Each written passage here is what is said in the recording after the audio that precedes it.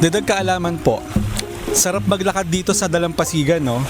Pero ito ang try nyo next time. Pag kayo'y napasyal sa mga beach, tanggalin nyo yung sapatos nyo o kaya yung tsinelas nyo at maglakad kayo ng nakayapak. Alam nyo ba, merong libreng therapy na iniaalok ang ating mga paa kapag tayo naglalakad ng nakayapak sa mga dalampasigan. Alamin po natin. Oo, tama ang narinig mo. Ang simpleng paglalakad ng nakayapak sa buhanginan ay may nakakagulat na benepisyo sa iyong kalusugan. Ang tawag dito ay grounding o earthing.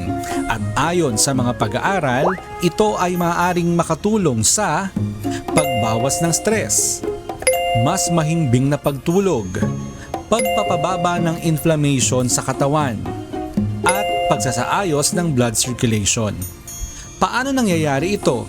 Simple lang. Ang lupa ay may natural na negatibong electric charge. Kapag nakayapak ka sa buhanginan, pinapahintulutan mo ang katawan mong sumipsip na mga elektron na nakakatulong sa pag-neutralize ng mga free radicals, mga bagay na konektado sa inflammation at sakit. Kaya po next time na kayo ay mapapasyal sa mga dalampasigan, hubalin nyo yung mga sapatos nyo o kaya yung tsinelas nyo.